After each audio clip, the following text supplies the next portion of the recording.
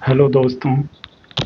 आज मनोविज्ञान के कुछ टॉपिक्स के बारे में हम डिस्कस करेंगे। उसमें टॉपिक आज जो लिया है वो है इंटरेस्ट यानी रुचि। मनोविज्ञान में हम कई टॉपिक्स के बारे में पढ़ते हैं। रुचि अपने आप में एक ऐसा टॉपिक है जिसके बारे में सभी जानते हैं, लेकिन उसके शब्दों की गहराई और उसकी विशेषताओं और उसके प्रकार और उसकी विधियाँ, किस तरह से उसको मापा जाता है, रुचि का क्या महत्व है, ये हम आज इस वीडियो में शेयर करते हैं। सबसे पहले हम लेते हैं रुचि। रुचि का अर्थ क्या है, क्या मतलब है? तो रुचि से तात्पर्य ये है जिनके बारे में आप किसी चीज़ या व्यक्ति के बारे में अधिक जानने या सीखने की इच्छा रखते हैं। रुचियाँ किसी कार्य के बारे में अधिक जानने या अपने कार्य प्रदर्शन को बेहतर बनाने के लिए किसी विषय के बारे में खुद को और अधिक शिक्षित करने की व्यक्तिगत इच्छा होती है। जैसे रुचि की बात करें तो रुचि अलग है, शौक अलग है। दोनों एक चीज़ नहीं। शौक एक ऐसा कार्य है जिसे लोग अपने खाली समय में आनंद लेने के लिए या वक्त गुजारने के लिए करते हैं। शौक व्यक्ति को अधिक रचनात्मक, कलात्मक या कल्पनाशील बनाते हैं। जैसे उदाहरण के रूप में हम बात करें, संगीत, गाना सुनना, बागवानी करना, कढ़ाई करना, खेल कूद, पढ़ना, कविताएं लिखना और खाना, ये सब शौक में शामिल है। रुचि की हम बात करें तो रुचि वह चीज़ है जिसे करना किसी को अच्छा लगता है या कोई ऐसी चीज़ जिसके लिए उसके मन में सकारात्मक भावना हो। अब मनोविज्ञान में रुचि जो है उसकी उत्पत्ति कैसे हुई? तो रुचि शब्द इंग्लिश जो लैंग्वेज है उसके इंटरेस्ट का हिंदी समानांतर शब्द है। इंटरेस्ट की उत्पत्ति किससे हुई है? ये एक लैटिन भाषा का शब्द है, इंट्रेसी, उससे हुई है। अब इसका मीनिंग क्या है? इसका मीनिंग है अंतर स्थापित करना, महत्वपूर्ण होना और लगाव होना। यानी रुचि वह है जिसमें हमें कोई चीज़ अच्छी लगती है और कोई चीज़ जिसके लिए उसके मन में हम सकारात्मक भावना रखते हैं। अब शौक और रुचि में क्या अंतर है? अब ये भी एक ऐसा क्वेश्चन है। कई लोग शौक और रुचि को सेम मानते हैं, लेकिन इसमें भी एक डिफरेंस है। रुचि का दायरा बड़ा होता है जिसमें शौक भी शामिल है।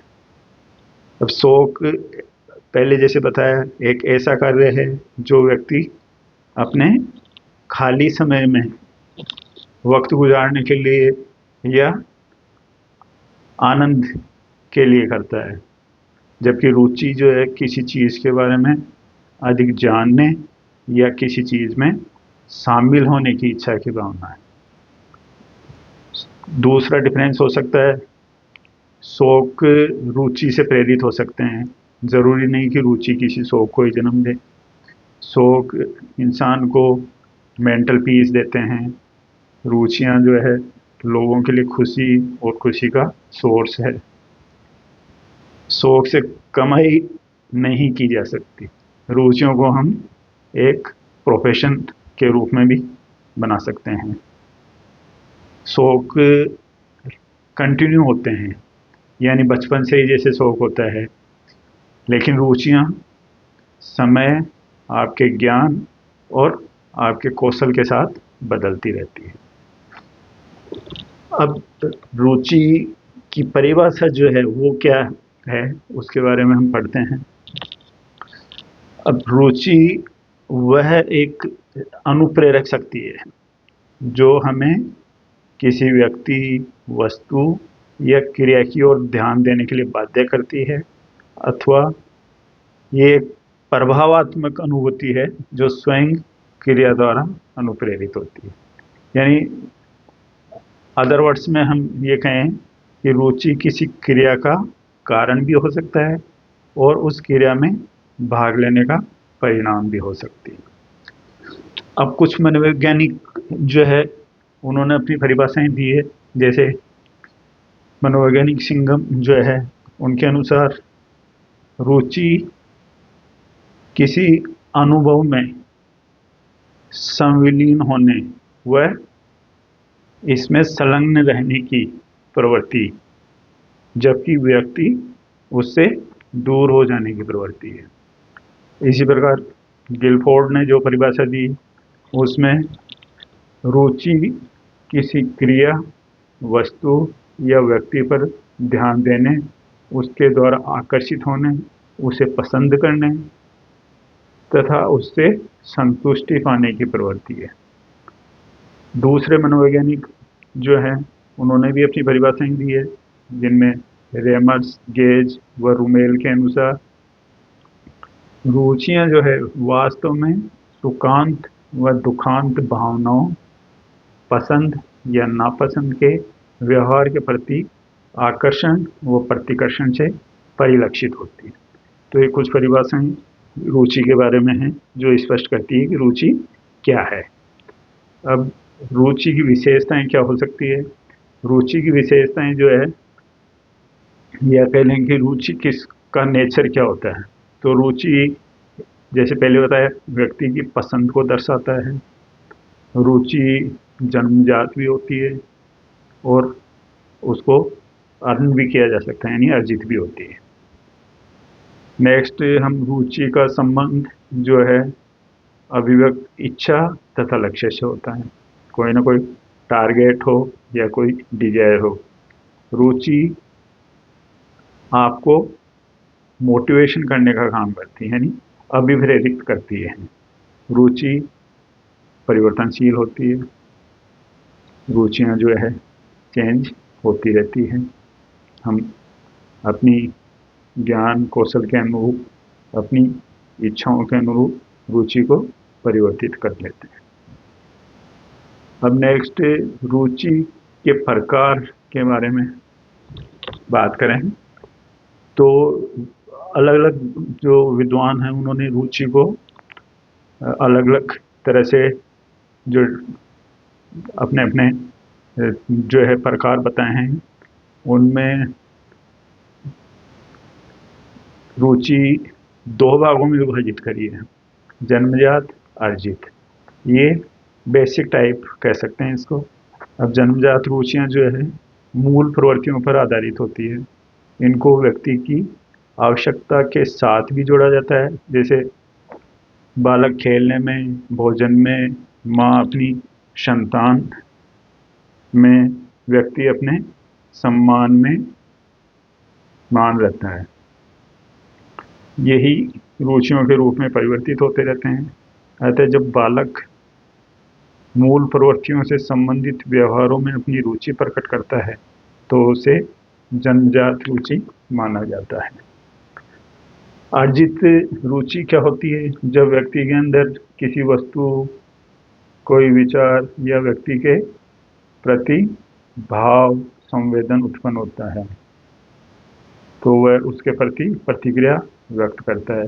इसे धीरे धीरे उसको रुचि में परिवर्तित हो जाता है। अब एक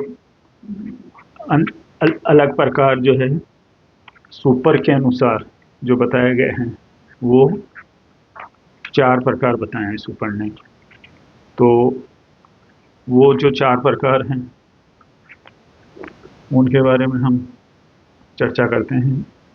पहला, अभिव्यक्त रुचियां।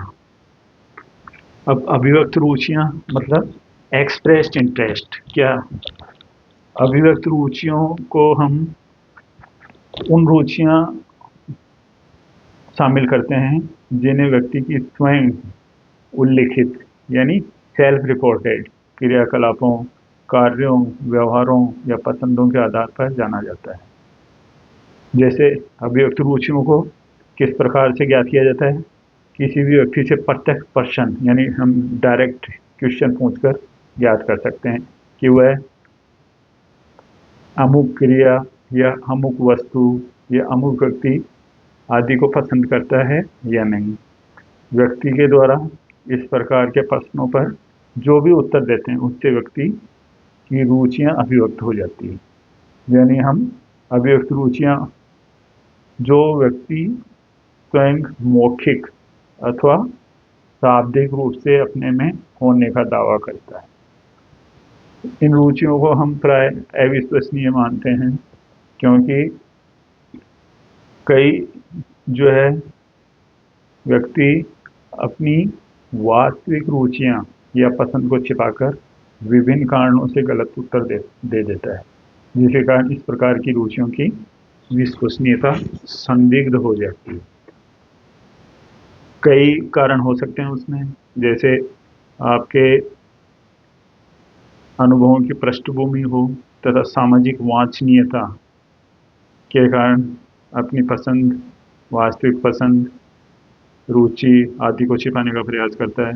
कभी कभी जैसे आपके निम्न सामाजिक आर्थिक स्थिति के कारण व्यक्ति अपने पसंद के जो कार्य हैं या व्यवहार हैं उनको स्पष्ट रूप से व्यक्त करना नहीं चाहता है। तो इस प्रकार कभी कभी पूर्ण सूचनाओं के अभाव में भी व्यक्ति अपनी पसंद नापसंद के कार्य करने लगता है। बचपन या जैसे किशोरावस्था में भी किसी कार्य में प्राप्त सफलता हुई या कोई असफलता भी व्यक्ति को उस प्रकार के कार्यों के प्रति आसक्ति या विरक्ति का भाव उत्पन्न कर सकती है। इस प्रकार विभिन्न कारण हो सकते हैं जिससे अभिव्यक्त रुचियां व्यक्ति की वास्तविक रुचियों से भिन्न हो सकती है। दूसरा, प्रदर्शित रुचियां। प्रदर्शित रुचियां वे होती हैं जिन्हें व्यक्ति या बालक की विभिन्न क्रियाओं से पहचाना जा सकता है। इस प्रकार की रुचियों की जानकारी व्यक्ति के व्यवहार के अवलोकन से हो जाती है। जैसे कोई व्यक्ति टीवी कार्यक्रम डेली देखता है, कोई व्यक्ति नित्य क्रिकेट खेलता है, कोई प्रतिदिन संगीत का आनंद लेता है, जबकि कोई डेली मैगजीन या न्यूज़पेपर पढ़ता है। तो नित्य प्रतिदिन के जो ये इस प्रकार के जो व्यवहार हैं वो अवलोकन से व्यक्तियों की रुचियों को ज्ञात किया जा सकता है। ये रुचियां प्राय अस्थायी प्रकृति की होती हैं। इस प्रकार की रुचियों के पीछे प्राय कोई प्रेरक होता है और प्रेरक के हट जाने या बदल जाने से व्यक्ति की प्रदर्शित रुचियां भी परिवर्तित हो जाती है। जैसे हम एग्जाम्पल के रूप में बात करें तो जैसे एक व्यक्ति प्रतिदिन अपने साथी के कहने से क्रिकेट खेलता है, कुछ समय बाद उसकी दोस्ती किसी तीसरे से हो जाती है जिसे संगीत का शौक है। अब जिसके कारण वो क्रिकेट खेलना छोड़कर कैसियो बजाना सीखने लगता है। तो इस प्रकार जो उसका प्रेरक था पहले कोई दूसरा था, बाद में उसका प्रेरक दूसरा व्यक्ति बन गया। तो दोनों प्रेरकों की रुचियों के अंतर के कारण उसकी प्रदर्शित रुचियां बदल गई। तो इस प्रकार से प्रदर्शित रुचियां परिवर्तित हो जाती हैं। नेक्स्ट, आकलित रुचियां। आकलित रुचियां वे रुचियां हैं जिन्हें विभिन्न सम्मान परीक्षणों यानी अचीवमेंट जो टेस्ट हैं उस पर व्यक्ति द्वारा अर्जित जो स्कोर होगा उसकी सहायता से आकलित किया जाता है। यह माना जाता है कि जैसे किसी स्टूडेंट के जिन विषयों में अधिक अंक प्राप्त करता है उन विषय में उनकी अधिक रुचि होती है तथा जिन विषयों में कम अंक प्राप्त करता है